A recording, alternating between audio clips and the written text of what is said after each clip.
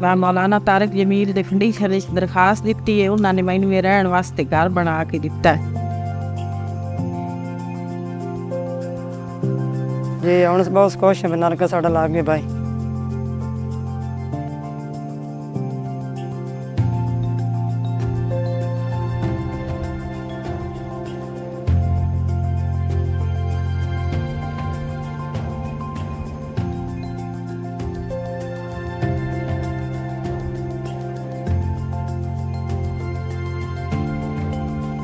میں بچی کا یہ بنانے کے لیے شادی کا انتظام نہیں کر سکتا ہوں۔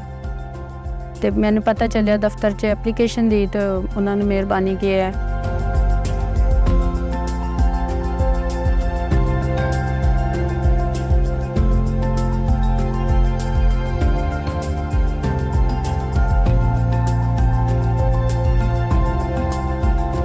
مولانا طارق جمیل فاؤنڈیشن کے آس لیب میں سی ٹی اسکین کی سہولت میسر ہو گئی ہے۔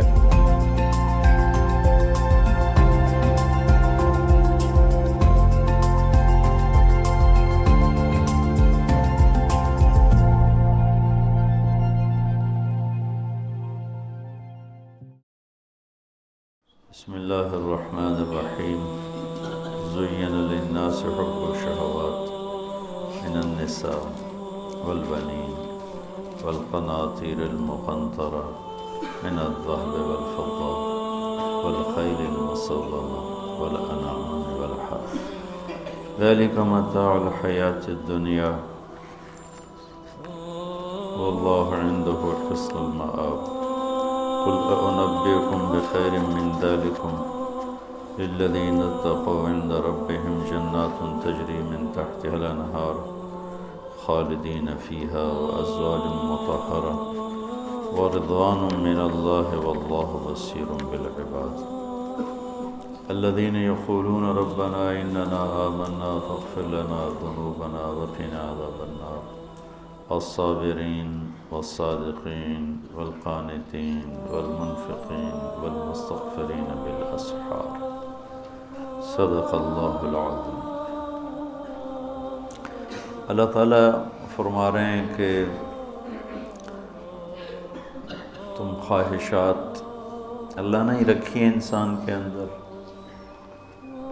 خود تو لایا نہیں، اللہ کی طرف سے اس کے اندر مختلف قسم کے جذبے، خواہشات اور منفی مثبت دونوں طرح کی چیزیں اس کے اندر پیدا ہوتی۔ تو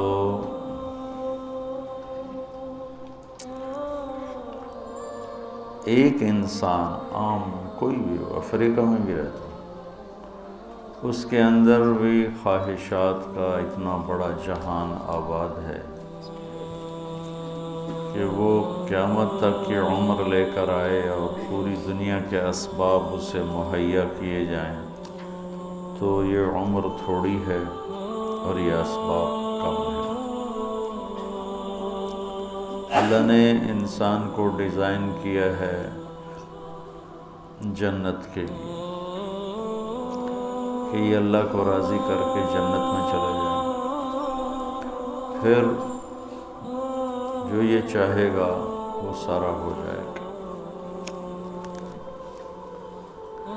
جتنی تیزی سے انسانی خواہش بدلتی ہے اتنی تیزی سے زمانہ نہیں بدلتا، حالات نہیں بدلتے، چیز نہیں بدلتی۔ لیکن جب اللہ کے اس مہمان خانے میں پہنچے گا تو جس تیزی سے اس کی خواہش بدلے گی اس سے زیادہ تیزی سے اللہ اسے وجود عطا فرمائے گا۔ ایک آدمی اپنے گھر سے بیزار ہو جاتا ہے کہ مجھے نیا گھر بنانا ہے، اسے سال 2 سال چاہیے، یا میں نے خریدنا ہے تو اسے 2-4 مہینے دھکے کھانے پڑیں گے۔ مجھے نئے ماڈل کی گاڑی خریدنی ہے تو اس کو آنے والے ماڈل کا انتظار کرنا پڑے گا۔ مجھے یہ کھانا کھانا ہے تو اس کے لیے اسے کہیں ہوٹل جانا پڑے گا، کہیں سے آرڈر دینا پڑے گا، گھر میں بنوائے تو بھی وقت چاہیے نا۔ دنیا کا نظام تدریج پر چلتا ہے، یعنی آہستہ آہستہ چلتا ہے، اور انسانی خواہش بہت تیزی کے ساتھ گردش کرتی ہے اور تبدیل ہوتی ہے۔ یہاں اگر ہم اپنی خواہش والے راستے پر چلیں گے نا تو تھک جائیں گے اور زندگی زیادہ خراب ہو جائے گی، زندگی کی کوالٹی خراب ہو جائے گی۔ جب کسی قوم کا عمل خراب ہوتا ہے اور علم ٹھیک ہو تو واپسی کی امید ہوتی ہے، جب علم غلط ہو جائے تو واپسی کی امید بڑی مشکل ہوتی ہے۔ اس وقت مسلم ہو یا غیر مسلم، ان کا علم غلط ہو گیا ہے، وہ آخرت کو بھلا کر صرف دنیا کی زندگی کے پیچھے دوڑ رہے ہیں اور اسی میں ساری خوشیاں لینا چاہتے ہیں، ساری لذتیں لینا چاہتے ہیں، ساری خواہشیں پورا کرنا چاہتے ہیں۔ سونے چاندی کے گھر بھی بن جائیں تو حالات کی چکی ایسی ہے جو اسے پیس کے رہے گی۔ یہ ہواؤں میں اڑتا ہو، پانیوں کے سینہ چیرتا ہو، زمین کی تہوں کو کھولتا ہو، یہ سونے چاندی کے برتنوں میں کھاتا ہو، ہیرے کے تاج سر پہ سجاتا ہو، سونے کا نوالا اس کے منہ میں ڈالا جاتا ہو، تو بھی حالات اس کائنات کا ایک ایسا طاقتور نظام ہے جو اسے توڑے گا۔ اب پوری دنیا کے انسانوں کا ذہن بن گیا ہے پیسہ بناؤ پھر موج کرو، یہ ذہن ہے۔ ساری دنیا کا مسلم غیر مسلم لاشعوری طور پر اس سوچ کا غلام بن چکا ہے کہ پیسے سے زندگی بنتی ہے، پیسہ نہیں ہے تو کچھ بھی نہیں ہے، کوئی تمہیں پوچھنے والا نہیں ہے۔ کچھ نظر بھی ایسے ہی آتا ہے تو ایک نظر کا دھوکہ ہو گیا، ایک علم کا دھوکہ ہو گیا تو سارا ٹریک ہی غلط ہو گیا۔ تو ساری انسانیت دوڑ پڑی مال بناؤ، مال بناؤ، مال بناؤ، پیسہ بناؤ، رشوت کھل گئی، سود کھل گیا، جھوٹ کھل گیا، ہیرا پھیری چل پڑی، دو نمبری چل پڑی، چوریاں ڈاکے چل پڑے اور جوئے چل پڑے، سٹے چل پڑے، ذخیرہ اندوزی چل پڑی، دو نمبری چل پڑی۔ اس سب کے پیچھے کیا ہے کہ مال بناؤ۔ تو یہاں اگر سب کچھ مل بھی جائے نا تو بھی انسان خوش زندگی نہیں گزار سکتا، ڈیزائن ایسا۔ تو پہلی خواہش عورت ہے، پھر اولاد ہے، پھر مال و دولت ہے، پھر سواریاں ہیں، پھر جائیدادیں ہیں، پراپرٹیز ہیں، زمینیں ہیں۔ ان میں انسان اپنی دھن میں لگو اور موت پیچھے اس کو کھائے جا رہی، کھوکھلا کیے جا رہی۔ ادھر اس کے محل بن رہے ہوتے ہیں، ادھر اس کی قبر تیار ہو جاتی، ادھر اس کے لاکھوں کے جوڑے تیار ہو رہے ہوتے ہیں، ادھر سادہ لٹھے کا کفن تیار ہو چکا ہوتا ہے۔ اس لیے اللہ تعالیٰ نے فرمایا، اللہ نے ان چیزوں سے یہ جن کے نام لیے ہیں ان سے روکا نہیں ہے۔ عورت شادی کرو، تمہیں اللہ نے اجازت دی ہے، اولاد ہے ان کی پرورش کرو، کمانا ہے تو کماؤ، سونا چاندی کماؤ، کون روکتا ہے؟ اور سواریاں اچھی رکھنی ہے تو رکھو۔ میرے نبی نے گدھے پر بھی سواری کی، خچر پر بھی کی، اونٹ پر بھی کی اور اعلی نسل کے گھوڑوں پر بھی کی۔ تو آپ نے امت کے تمام طبقات کے لیے راستہ دکھا دیا۔ اسلام میں صرف غربت کا نمونہ نہیں، اسلام چپڑاسی سے لے کر بادشاہ تک کا نمونہ پیش کرتا ہے، اور زندگی کے ہر پہلو پر میرے نبی کا نور پڑ رہا ہے اور ان کی روشنی پڑ رہی ہے کہ بادشاہوں کو بھی اگر زندگی گزارنی ہے تو نبی کے طریقے کو دیکھیں گے۔ تو اللہ تعالیٰ نے اس سے روکا نہیں ہے، یہ ساری نعمتیں ہیں جس کو اللہ گنوا رہا ہے، لیکن ان نعمتوں کی حقیقت کیا ہے؟ متاع الحیات الدنیا، مٹ جانے والی چیزیں۔ اگر ان میں حرام میں پڑ گئے تو برباد ہو جاؤ۔ عورتوں سے حرام تعلق ہے، پیسے حرام طریقے سے ہے، سونا چاندی حرام طریقے سے ہے، سواریاں حرام راستے سے ہیں، تو پھر تمہارے لیے تباہی کے سوا کچھ بھی نہیں۔ تو حلال میں بھی یہ ہوں تو بھی اللہ کہتا ہے چاہے حلال بھی ہو تو چھوڑ کے تو جو گئے. آخر سلیمان علیہ السلام بھی حکومت چھوڑ کے ہی گئے. کتنی بڑی حکومت اللہ نے دی کہ سخرنا لہ الریح تجری بامرہ رخاء حیث اصاب والشیاطین کل بناء وغواص وآخرین مقرنین فی الاسفاد. کہ اللہ تعالیٰ نے جنات تابع کر دیے, ہوا تابع کر دی, کیا کیا اللہ تعالیٰ نے ان کے لیے تابع کر دیا, لیکن چھوڑ کے چلے گئے نا. ذوالقرنین نے مرتے ہوئے کہا میرے ہاتھ کفن سے نکال دینا کہ لوگوں کو پتہ چلے کہ اتنا بڑا بادشاہ بھی خالی ہاتھ جا رہا. تو یہاں سب کچھ مل جائے تو زوال ہے, چند سال گزرنے کے بعد زوال ہے. تو اب اللہ کہہ رہا میں تمہیں ایک اس سے اعلیٰ چیز بتاؤں, انبئکم بخیر من ذالکم, کیا ہے؟ للذین اتقوا عند ربہم جنات تجری من تحتها الانہار خالدین فیہا وازواج مطہرہ ورضوان من اللہ واللہ بصیر بالعباد. کہ اگر مجھ سے دوستی لگا لو نا, تقویٰ کیا ہے؟ اللہ سے دوستی لگا. اور تقویٰ کوئی ایسی آسمانی مخلوق نہیں ہے یا ایسی کوئی مشکل صفت نہیں ہے جو پیدا عام سے عام مسلمان تقوی والا ہو سکتا. کون ہے تقوی والے؟ اللہ جو یہ کہتے ہیں اللہ ہم تیرے اوپر ایمان لائے, یا اللہ ہمارے گناہ معاف فرما, ہمیں جہنم سے نجات عطا فرما. اور تقوی والے کون ہوتے ہیں؟ جو صبر کرتے ہیں, جو سچ بولتے ہیں, جو عبادت کرتے ہیں, جو خرچ کرتے ہیں اور جو تہجد پڑھتے ہیں. لو یہ 4-5 باتیں ہیں, یہ کر لو تو آپ تقوی والے ہو. تو اس پر ملنے والا کیا ہے؟ جنات تجری من تحتها الانہار. انسان جب سے پیدا ہوا ہے اور جب سے پروان چڑھ رہا ہے اور نسل در نسل آئیڈیل لائف کی تلاش میں. 18ویں صدی میں جب سائنس نے ایک دم آنکھیں کھولی اور انسان نے کائناتی علم دریافت کیے تو ایک شور اٹھا کہ اب خدا کوئی نہیں ہے, اللہ کوئی نہیں ہے. یہ سارا سسٹمیٹک سسٹم ہے. تو ہم نے مادی طاقتوں کا راستہ دیکھ لیا ہے, ہمیں کسی خدائی جنت کی ضرورت نہیں, ہم دنیا کو جنت بنا دیں گے. یہ 18ویں صدی میں بہت انکار, اللہ کے انکار کی بہت ہوا چلی. پھر انسانی علم خود یہاں تک پہنچا کہ نہیں, اللہ کے انکار کے بغیر کائنات کا کوئی نہ سر ہے نہ پیر ہے, نہ توجیہ ہو سکتی ہے, نہ کوئی اس کے کسی سوال کا جواب ہو سکتا ہے. لہذا ایک خالق ضرور ہے جس نے اس کائنات کو پیدا کیا ہے. تو ایک بات پہلے میں جو میڈیکل سائنس کہتی ہے کہ انسان اپنے ذہن میں کبھی بھی ناممکن کی تمنا نہیں کر سکتا.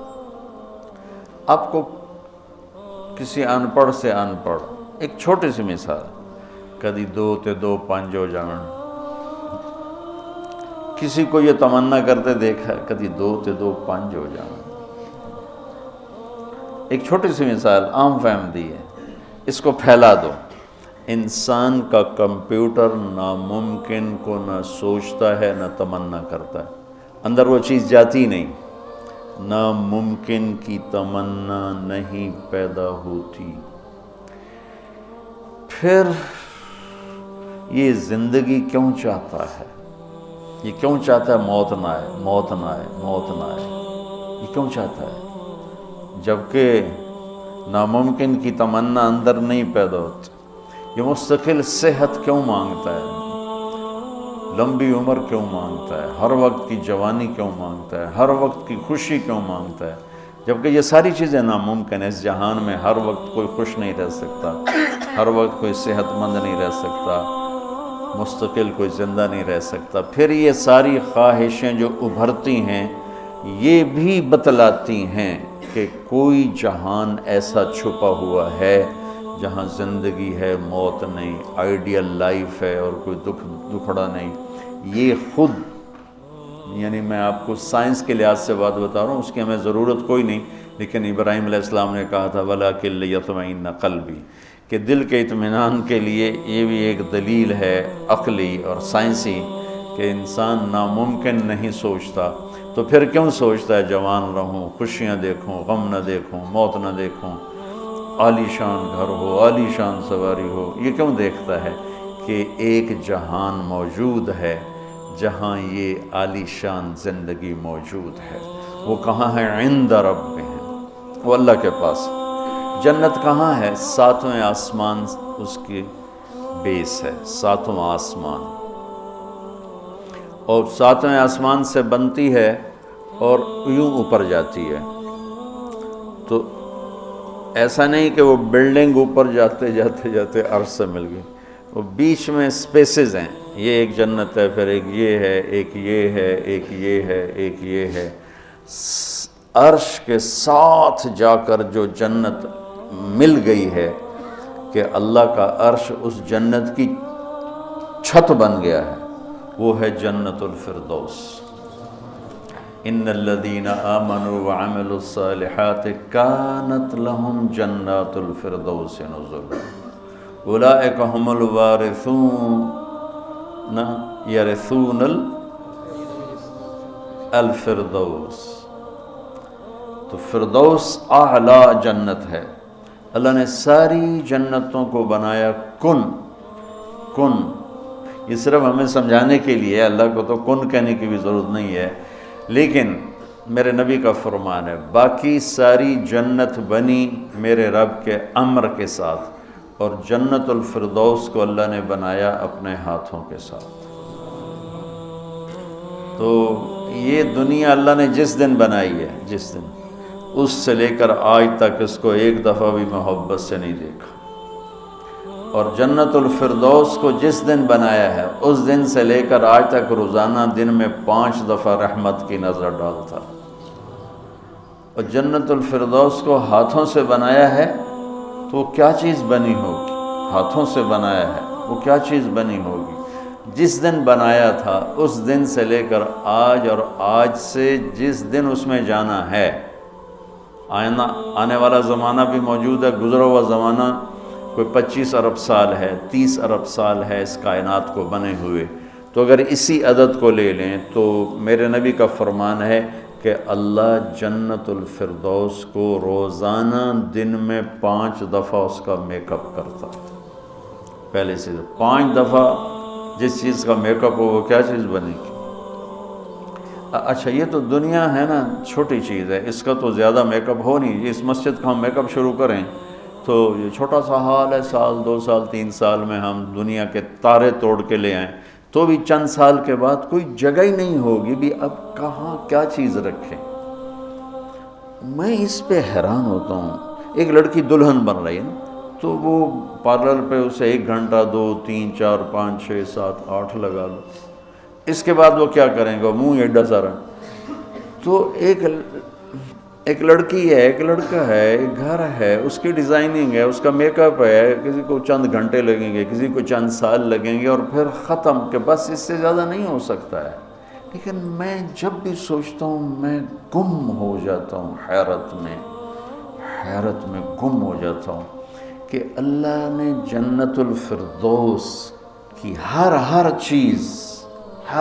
چیز، جنت کی حور کو اللہ نے پیدا کیا امر کن، باقی جنتیں، اور جنت الفردوس کی حور کو پیدا کیا اپنے ہاتھوں سے پیدا کیا۔ کن اور حادثے کا کتنا فرق ہے۔ پھر جس دن پیدا کیا تھا اس دن سے لے کر آج کتنے سال ہو چکے ہیں؟ 30 ارب سال سے روزانہ پہلے سے 5 گنا زیادہ اللہ اسے خوبصورت کر دیتا۔ وہ کیا کرتا ہے؟ اور اس کے اندر میک اپ کو قبول کرنے کی کتنی کیپیسٹی ہے، کتنی طاقت ہے کہ وہ روزانہ پہلے سے 5 گنا زیادہ خوبصورت ہوئی جا رہی ہے۔ اس کی ایک چارپائی لے لو، ایک کرسی لے لو، ایک پتا لے لو، ایک تنکا لے لو، ایک مور لے لو، ایک کبوتر لے لو، ایک پانی کا دریا لے لو، شراب کا جام لے لو، سراہی لے لو، بستر لے لو، پردہ لے لو، پلنگ لے لو، گھوڑا لے لو، کوئی چیز جنت کی لے لو، ہرن لے لو، مور لے لو، کوئی چیز، ہر چیز کو اللہ پہلے سے 5 گنا زیادہ حسین۔ آج 5 دفعہ مکمل ہو گیا، کل آئے گا پھر 5 دفعہ پہلے سے زیادہ حسین۔ 30 ارب سال سے جس چیز کا میک اپ ہو رہا ہو اور آئندہ زمانوں میں بھی اس کا ہونا ہی ہے اور میک اپ کرنے والا بھی اللہ ہو تو وہ کیا چیز بنے گی؟ کیا چیز ہو؟ اور دنیا کو جنت بنا بھی لو تو موت کا کیا کرو؟ ایک آدمی نے بہت عالیشان بنایا اپنا گیٹ گھر، تو میں اس کے ساتھ جا رہا تھا تو مجھ سے کہنے لگا مولانا صاحب اتنے ہی ویکھو اسی تو اتنے روپیے لا چھڑیں تسی ویندے ہی نہیں پے ہو، دیکھو میں نے کیا بنایا ہے۔ تو مجھ سے کہنے لگا مولانا صاحب اتنا ویکھو تو میں کتنے پیسے لائیں تے کی بنا دیتا ہے۔ تو میرے بولنے سے نا پہلے خود ہی بول پہ پر مصیبت ہے مر جامنا ہے چھڑ جامنا ساتھ ہی اور مصیبت ہے مر جامنا ہے چھڑ جامنا۔ میں کہا بھائی ہون دس تو آپ ہی دس دیتا ہے میں نے ویک کی کرنا۔ تو کیا علاج کریں؟ نوشیروان کے پوتے خسرو پرویز نے محل بنایا 11,000 پلر پر، 11,000 ستونوں پر محل بنایا اور 10 سال نہیں رہ سکا اس میں، اور وہ محل زیر و زبر ہو گیا۔ کیسر نے شکست دی اور محل کو آگ لگا دی۔ عبد الرحمن الناصر اموی بادشاہ نے اسپین میں محل بنایا 4,316 پلر اور برج، اور 25 سال صرف اس میں رہا اور جا کے اسی قبر میں گر گیا جس قبر میں غریب جا کے گرتا ہے۔ آج اس محل کے کھنڈر میں دیکھ کر آیا ہوں قرطبہ میں کہ کیا وہ شان و شوکت 300 ہجری میں بننا شروع ہوا، اور 1,000 خچر سامان ڈھونے کے لیے، 10,000 مزدور مستری راج اس پہ کام کرنے کے لیے، چونکہ اس مینول کام تھا سارا، مشینی کام تو تھا نہیں، اور پوری دنیا سے سونا چاندی ہیرے لائے گئے، اور مختلف جگہ پہ پارے کے تالاب بنائے گئے سورج کی گردش کو سامنے رکھ کر، کہ پارا چونکہ ٹکتا نہیں یوں یوں کرتا ہے تو سورج کی شعائیں اس پر پڑتی، اور جب وہ پارا ڈانس کرتا تو شعا بھی ڈانس کرتے ہی اوپر جا کے محل پہ پڑتی، تو پورا محل یوں رقص کرتا ہوا نظر آتا تھا، یوں سارا محل جھومتا نظر آتا تھا۔ اتنا اس اللہ کے نیک بندے نے تباہ کیا پیسہ قوم کا، اور ٹوٹل 25 سال 350 میں وہ مر گیا، اور اس کی سوانے میں لکھا ہے 50 سال میں نے حکومت کی اور ہر دشمن کو زیر کیا، لیکن میں نے اپنی خوشی کے دن گنے 50 سال میں تو صرف 14 دن تھے، صرف 14 دن۔ تو اب اس کا کیا علاج ہے کہ آپ نے سب کچھ بنا لیا، موت کو بھگاؤ۔ جب موت ہے تو اللہ کہتا ہے یہ آئیڈیل ہوم نہیں بن سکتا، لہٰذا یا مجھ سے دوستی کر لے، تقوی اختیار کر لے، پھر تو دیکھ میں تیرے لیے جنت بنا کے بیٹھوں۔ 7ویں آسمان سے چلتی ہے، اور پھر یہ درجات ہیں، 100 درجات تو صرف جنت الفردوس کے ہیں، اور باقی پتہ نہیں کیا چیز۔ اچھا 7ویں آسمان پہ یہ اس کی 7واں آسمان اس کی بیس ہے، اور پھر 7ویں آسمان سے باہر نکل گئی، جیسے ہم وہ لوہا ڈال کے اور آگے شیڈ بنا دیتے ہیں، نیچے کوئی ٹیک نہیں ہوتی لیکن لوہے کے سریے ڈال کے شیڈ بنا دیتے ہیں۔ جنت کو اللہ تعالیٰ نے 7ویں آسمان سے یوں باہر نکالا ہے، کتنا باہر نکالا ہے وہ اللہ ہی بہتر جانتا ہے۔ پھر اس کو اوپر اٹھایا ہے اور اپنے عرش کو اس کی چھت بنایا ہے۔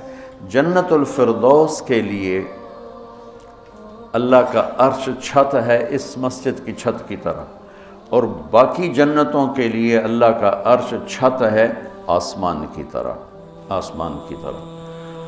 تو اس میں ایک تنکا لکڑی یا گھاس، وہاں کا تنکا بھی سونے چاندی سے بنا ہوا ہے، یہاں کے درخت لکڑی کے۔ ایک کہنے لگا سونے چاندی سے پھل کیسے آئے گا؟ میں نے کہا لکڑ تو پھل کیوں میں آ جائیں، یہ کوئی ہے عقل میں آنے والی بات کہ لکڑی سے پھل نکل ہے؟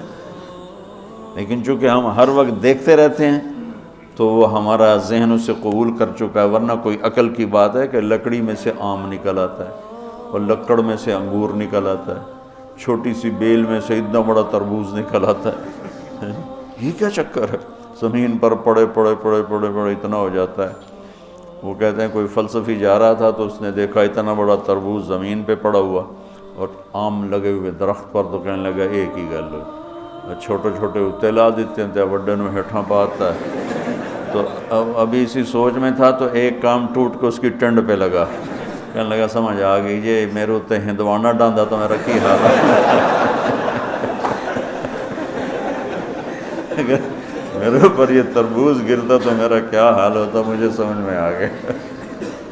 تو اللہ نے ادنا ترین چیز جو لگائی ہے جنت میں سونا اور چاندی ہے، زمرد اور یاقوت ہے، ہیرا اور جوہر ہے۔ اور میں نے ملکہ برطانیہ کے محل میں دیکھا، اس کے تاج میں، ان کے محل میں عجائب گھر بنا ہوا، تو ان کے تاج میں لگا ہوا تھا کوہ نور، لیکن اب اس کی وہ شان و شوکت نہیں رہی، چونکہ کاٹ کے تاج میں لگایا اور پھر 3 ٹکڑے کر کے آگے ایک پٹی میں رکھا ہوا تھا۔ یہ دنیا کا سب سے بڑا ہیرا تھا، ہو سکتا ہے اب اس سے بڑے ہوں، لیکن جنت کے کسی بھی لباس میں، تاج میں، گلاس میں، سراہی میں، میز پر، کرسی پر، بستر پر، مسیری پر، پلنگ پر، دروازے پر، کھڑکی پر جو موتی ہیرے جڑے ہوئے ہوں گے، اس میں سب سے چھوٹا موتی یا ہیرا یا نیلم یا زمرد یا پکھراج، جو بھی تم نام لے لو، جو آج دنیا میں قیمتی پتھر پائے جاتے ہیں، اس کو لا کر یہاں ٹیبل پر رکھ دو، وہ اتنا سارا ہو تو میرے رب کی قسم یہاں سے آسمان تک روشنی پھیل جائے اور خوشبو پھیل جائے، خوشبو پھیل جائے۔ تو اللہ تعالیٰ کہہ رہا ہے تم مجھ سے صلح تو کرو، مجھ سے یاری لگاؤ، میں نے آئیڈیل ہوم تمہارے لیے بنایا ہوا ہے۔ ایک نوجوان کہنے لگا اللہ حوروں کا لالچ کیوں دیتا ہے؟ میں نے کہا زنا سے روکنے کے لیے، کیونکہ لوگ شادی کر کے بھی زنا نہیں چھوڑتے، اور اللہ معاشرے کو پاک دامن دیکھنا چاہتا ہے۔ جس معاشرے میں زنا پھیل جاتا ہے وہ معاشرہ برباد ہو جاتا ہے۔ تو اللہ چاہتا ہے کہ ہر مرد عورت پاک دامن زندگی گزارے، اس لیے نے نکاح کا راستہ رکھا، اور پھر مرد کی شہوت کو روکنے کے لیے وعدہ کیا تو یہاں صبر کر، حلال کام کر، تو آجا میرے پاس، میں نے تیرے لیے تیری اس خواہش کا سامان تیار کر کے رکھا ہوا ہے کہ یہاں کا مادہ مٹی ہے، وہاں کا مادہ مشک و عنبر ہے، وہاں کی گھاس زعفران کی ہے، یہاں زعفران اتنا سا ملتا ہے اور لاکھوں روپے کا کلو ملتا ہے، اور وہاں پوری میدان میں جو گھاس ہے وہ زعفرانی ہے، اور گھر کی ایک اینٹ موتی کی ہے، ایک اینٹ زمرد کی ہے، ایک یاقوت کی ہے، ایک زمرد کی ہے، ایک سونے کی ہے، ایک چاندی کی ہے، بیچ میں مشک کا گارا ہے اور زعفران کی گھاس ہے، اور اللہ کا عرش اس کی چھت بنایا گیا ہے، اور وہ اندر بیٹھو تو باہر نظر آتا ہے، باہر بیٹھو تو اندر نظر آتا ہے۔ اس لیے میرے نبی کا فرمان ہے کہ لولا ان اللہ قضا لأہل الجنت الا یموت لمات من حسنها و جمالها، اللہ نے جنت کی لڑکی کو ایسا حسن و جمال دیا ہے، اگر موت مرنا گئی ہوتی تو اس کو دیکھ کے آنکھیں برداشت نہ کرتی، کلیجے پھٹ جاتے، مر جاتی۔ تو یہاں کی عورتوں کے لیے بھی بشارت ہے کہ ایمان والی نیک صالح پاک دامن عورت جنت کی اس حور سے 70,000 گنا زیادہ خوبصورت ہوتی ہے۔ 70,000 گنا کا مطلب ہوتا ہے لا محدود۔ ایک دفعہ حضرت ام سلمہ نے پوچھا یا رسول اللہ نساء الدنیا افضل ام نساء الجنہ، دنیا کی عورتیں افضل ہیں یا جنت کی عورتیں؟ آپ نے فرمایا بل نساء الدنیا، ام سلمہ دنیا کی عورت۔ تو انہوں نے کہا یا رسول اللہ وہ کیسے؟ یعنی ہم تو مٹی سے بنی ہیں اور گندگیوں میں بھری ہیں، اور وہ تو مشک عنبر زعفران کافور سے بنی ہیں، پاک پاکیزہ ہیں۔ تو آپ نے فرمایا ام سلمہ بصلاتہن وصیامہن وعبادتہن للہ عز وجل، ام سلمہ یہ ان دنیا کی عورت نماز پڑھتی ہے، روزہ رکھتی ہے، اللہ کی بندگی کرتی ہے، اس وجہ سے البس اللہ وجوہہن النور، اللہ ان کے چہروں پہ اپنا نور ڈالے گا، واجسادہن الحریر، اور ان کے جسم کو ریشمی لباس سے سجائے گا. امشاتہن الذہب، اور ان کی کنگھیاں سونے کی بنائے گا. ومجامرہن الالو، یہ میں نہیں دکھاتا، یہ جو عود ہے الو، یہ پڑھن ایسا میں بیچارہ ماٹھا عود ہے، وہ تو جنت کا عود ہوگا. مجامر، اس کو کہتے ہیں مجمار. مجمار کا اردو میں لفظ دھونی دینے کی چیز ہے. اس میں مجامر جمع ہے مجمار، کہ اس طرح ان کے سامنے ہوں گے اور اس میں عود جل رہا ہوگا اور اس کی خوشبو پھیل رہی ہوگی. یہ دنیا کی عود ہے، ساری مسجد میں خوشبو آتی کہ نہیں آتی؟ ماٹھی سی چیز ہے، تو وہ کیا چیز ہوگی؟ وہ خوشبو ایک بہت بڑی، یعنی فریش کرنے والی ایک نعمت اللہ نے بنائی ہے. دماغ کی غذا ہے خوشبو، آنکھوں کی غذا ہے سبزہ، اور دماغ کی غذا ہے خوشبو. اللہ تعالیٰ نے اس کو خوشبوؤں سے بھر دیا. عرفہا لہم کا ایک ترجمہ ہے کہ جنت کو اللہ تعالیٰ ان کے لیے خوشبودار بنا رہا ہے. عرف، خوشبودار بنانا. ایک اور ترجمہ بھی ہے، لیکن ابھی اس کی مناسبت سے مجھے یاد آیا کہ عرفہا لہم، کہ آ جاؤ ایک دفعہ مجھ سے دوستی لگا کے، پھر ایسی جنت دوں گا جس میں خوشبوئیں خوشبو ہوگی، اور ایسی خوشبو ہوگی کہ یہ ادھر تو لگاتے ہیں اور تھوڑی دیر بعد ختم ہو جاتی ہے، وہ تمہیں ہمیشہ مہکائے رکھے گی اور تمہیں ہمیشہ تر و تازہ رکھے گی، خوش و خرم رکھے گی. تو اللہ تعالیٰ فرمایا تم میرے پاس آ جاؤ، تو تم جس آئیڈیل ہوم کو ڈھونڈتے ہو وہ میں نے تمہارے لیے تیار کیا ہوا ہے. تجری من تحتہا الانہار، پانی یا انہار دریا کو کہتے ہیں، کہ وہ دریا ہی دریا ہیں. اصل میں یہ دریا ایک کنایہ ہے، یہ ہے اس کے لیے خوبصورتی کے لیے، کہ پانی سے حسن آتا ہے. لوگ گرمیوں میں مری جاتے ہیں، ناران جاتے ہیں، لورالائی نہیں جاتے، فورٹ منرو نہیں جاتے، وہ بھی ٹھنڈا ہے لیکن وہ اتنا ویران ہے کہ اس پہ سبز نام کی شے کوئی نہیں. اور کیوں نہیں ہے کہ پانی کوئی نہیں؟ پانی نہ ہونے کی وجہ سے کالے پہاڑ ہیں. مری ناران کاغان میں پہاڑ سرسبز ہیں کیونکہ وہاں پانی بہت زیادہ ہے. تو انہار انہار انہار، یہ اشارہ ہے خوبصورتی کی طرف. اور انہار دریا سے حدیث ایک یاد آ گئی، وصف الجنہ فی وصف الجنہ، یہ ایک مسقطی عالم کی لکھی ہوئی کتاب تھی، مجھے اچانک یاد آ گئی کہ وہ دریا میں ان کے بحری جہاز چلیں گے. ایک ایک جہاز اتنا بڑا ہوگا کہ پوری دنیا اس کے مقابلے میں حقیر ہوگی. دنیا کو 24,000 کلومیٹر کی دنیا اس جہاز کے سامنے حقیر ہوگی. تو جب وہ اس جہاز پہ چڑھیں گے سیر کرنے کے لیے، تو وہاں ان کے لیے الگ بیویاں ان جہازوں میں ہوں گی اور ان کو مچھلیاں گھیر لیں گی چاروں طرف سے. تو ان کو سلام کر کے کہیں گی اللہ کے دوست مجھے کھاؤ گے؟ وہ کہے گا کھاؤں گا. تو وہ پوچھے گی مچھلی کباب کھاؤ گے سالن کھاؤ گے؟ تو وہ کہے گا اتنے تو آؤ اندر ہی گلاں کیتی جان. تو پھر وہ چھلانگ لگا کے اوپر آ جائے گی. تو موت تو ہے نہیں. تو وہ کہے گا کباب کھلاؤ، تو وہ یوں کرے گی.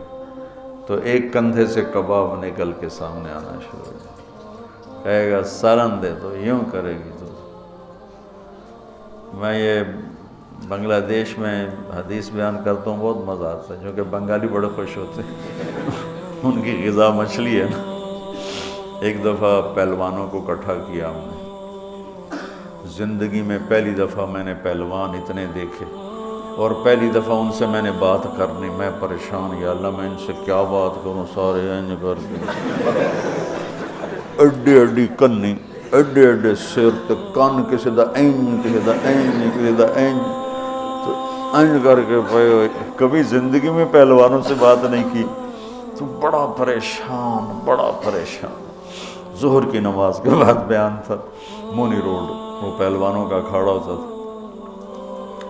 خیر نماز ظہر کی ہو رہی تھی، تو نماز کے دوران اللہ نے نا میری رہبری فرمائی. مجھے ایک حدیث یاد آ گئی. تو بیان شروع ہوا تو وہ ان کے بیٹھنے کا انداز ایسا جیسے کہ اکھاڑے میں ہی بیٹھے ہوں. تو میں نے ان سے کہا دیکھو بھائی، یہاں سے میں نے بات شروع کی، دیکھو بھائی اصل زندگی ہے جنت اور دنیا ہے عرض، اور جنت میں جانے کا سب سے زیادہ مزہ پہلوانوں کو آئے گا. وہ سارے ذرا این ہو گئے، پہلے این ہو گئے. پہلوانوں کو بڑا مزہ آئے گا جنت میں جانے کا، اس لیے کہ جنت کا پہلا کھیل جو اللہ ہمیں دکھانے والا ہے، پہلی انٹرٹینمنٹ جو جنت کی ہوگی سب سے پہلی، وہ مچھلی اور بیل کی کشتی ہوگی. اب ہمیں تو کشتی آتی نہیں، تو ہمیں تو نہیں پتہ لگے گا بھئی مچھلی نے کیا داؤ لگایا، بیل نے کیا داؤ لگایا. تم سارے پہلوان ہو، تمہیں پتہ ہے داؤ کیا ہوتا ہے. جب بیل داؤ لگائے گا تو اسی اس لئے نعرے مارو گے، جب مچھلی داؤ لگائے گی پھر تم نعرے مارو گے، اور تمہیں وہ مچھلی اور بیل کی کشتی دیکھنے کا جو مزہ آئے گا وہ ہمیں تو آئے گا نہیں. یہاں سے بات چلی، وہ تھوڑے تھوڑے ان کی آنکھیں کھلی. تو اللہ تعالیٰ نے ایک عجب گھر بنایا ہے. یہاں ایک عرب جماعت آئی ہوئی تھی، وہ میں گیا ان کو ملنے، وہ تعلیم کرا رہے تھے. اس میں ایک بدو وہ یوں کر کے نا تعلیم میں سویا ہوا تھا یوں کر کے. تو انہوں نے مجھے کہا آپ تھوڑی بات کر لیں. تو میں نے بات شروع کر دی. وہ سویا رہا. مجھے خیال آیا اس بابے نے اٹھاواں کہ میں. تو تھوڑی دیر کے بعد میں نے جنت شروع کی نا، تو وہ پہلے یوں ایسے سویا ہوا تھا بالکل. جب جنت شروع ہوئی تو اس نے مجھے یوں دیکھا، یوں ایک آنکھ سے دیکھا، ایک آنکھ، اور کافی دیر ایسے دیکھتا رہا. پھر یوں ہوا، پھر یوں ہوا، اور پھر ایک دم جمپ لگایا. اور میں نے عیناک کھولی نا کہ عیناک کیا چیز ہے، تو پھر جمپ لگا کے ناچنا شروع ہو گیا. حور حور حور حور. تو میرا رب کہتا ہے دوستی لگا لے، گھر تیار ہے.